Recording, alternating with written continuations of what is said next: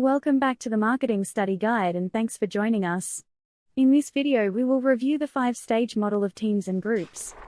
First proposed by psychologist Bruce Tuckman in 1965, the 5-stage model highlights the common patterns that groups tend to follow as they progress. From the initial stage of forming, where group members come together and get acquainted, to the final stage of adjourning, where the group disbands, each stage offers its own challenges and opportunities. The 5-stage group development model suggests that all groups go through distinct stages in their overall development. These 5 stages are the forming stage, followed by the storming stage, then the norming stage, onto the performing stage, and finally the adjourning stage. Let's work through the 5 group stages. And the starting point is the forming stage. Starting out, there is a degree of uncertainty about the group. Individual relationships may be new, and standard and accepted approaches and behaviors are generally unclear. As an example, a good way of thinking about this stage is when students first form their group for a group project in university or college.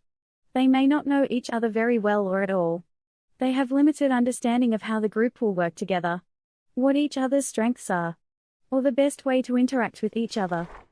At the initial group formation, there may be some members who are reluctant to join the group, or they see themselves as being more individual. But throughout this stage of group development, there should be a realignment of attitudes. And over time, most individuals start to see themselves as part of the overall group. During this stage, members are often polite and cautious as they get to know each other. They seek acceptance and a sense of belonging, while also trying to understand the purpose and goals of the group. This stage is characterized by excitement and anticipation, as individuals are curious about what the group can achieve together. Communication is usually superficial and focused on getting to know one another. Group members may share personal information and discuss their backgrounds, skills, and experiences. Roles and responsibilities within the group are not yet clearly defined, and there may be a lack of direction. The leader or facilitator plays a crucial role in providing structure and guidance during this stage. This stage can be relatively short or extended, depending on the complexity of the group's task and the individual personalities involved. Once the group moves beyond this stage, they enter the next phase of group development. The second stage of group development is the storming stage. As suggested by the word storm, there is some potential conflict involved between the individual members. This conflict usually occurs because individual views and approaches need to be aligned with overall group thinking. As individuals become more comfortable with each other, they start to express their opinions, preferences, and ideas more openly. This increased level of interaction can lead to differences of opinion, disagreements, and power struggles within the group. These conflicts can be constructive if managed effectively, as they can lead to a more robust exchange of ideas and the emergence of innovative solutions. However, if conflicts are not addressed, they can escalate and negatively impact the group's cohesion and productivity. Occasionally there are very dominant individuals who want to make all the decisions. Sometimes there is conflict over who should be the group leader, or how the group should proceed. It is common to see the storming stage of group development portrayed in reality TV shows where contestants are required to form groups for an activity or task.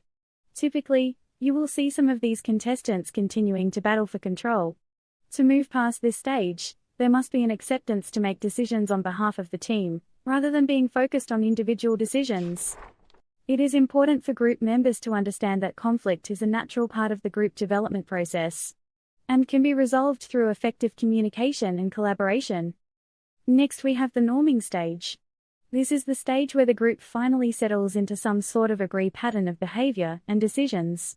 This is after the conflict has been resolved from the storming stage. Perhaps not to everyone's satisfaction, but sufficiently enough for the group to go forward on a consistent basis. Here the group begins to establish norms, values, and shared expectations.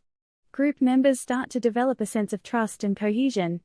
They begin to recognize and appreciate each other's strengths and contributions, leading to a more harmonious and productive group dynamic.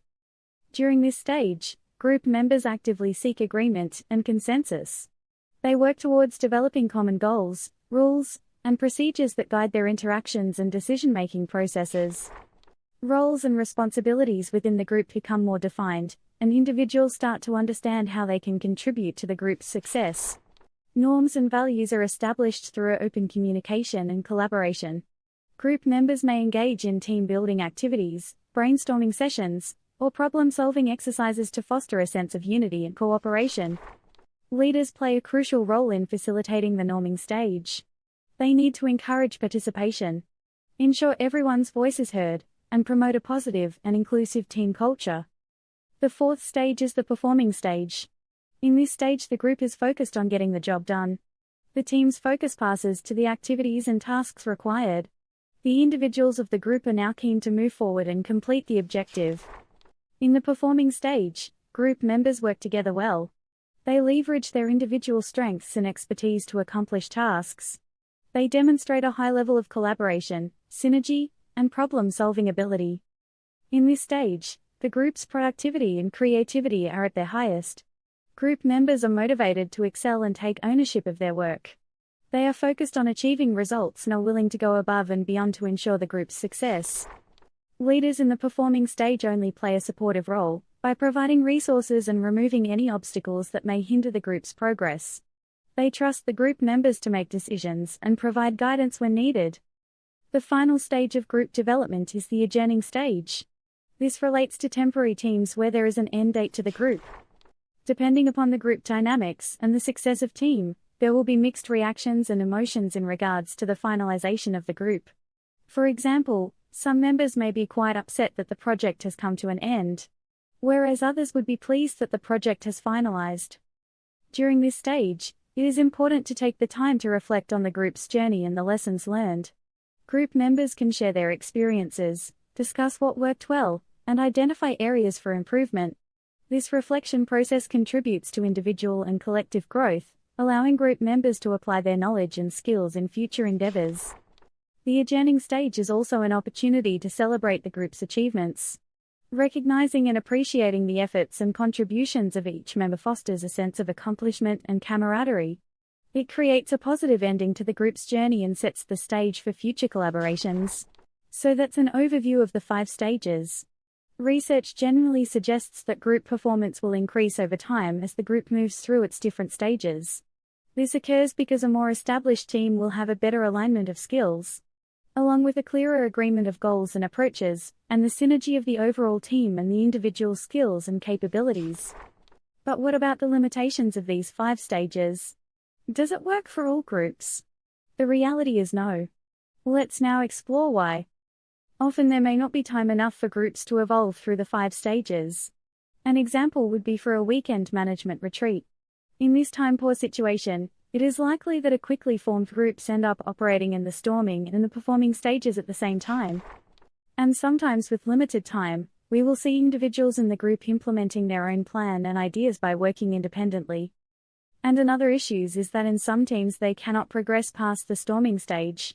This is because of the conflict that they did not expect from being part of the team. But conflict is common and should be expected.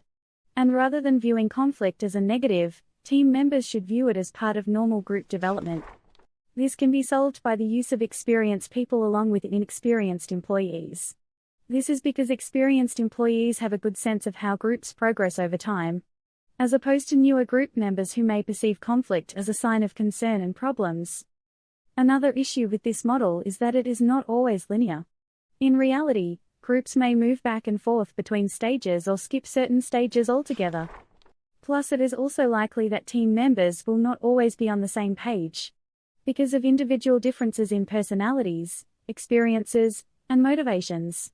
It is possible that team members will be in different stages. For example, one team member is still in the storming stage and another team member now moving from norming to performing. And the other factor to consider are influences from outside the team itself. This could be from the corporate culture, managers who are not part of the team, limited resources, or changing goalposts for the project. So that's it. The 5-stage model of group formation. By understanding these stages, individuals and leaders can address conflicts, foster trust, and achieve higher levels of performance.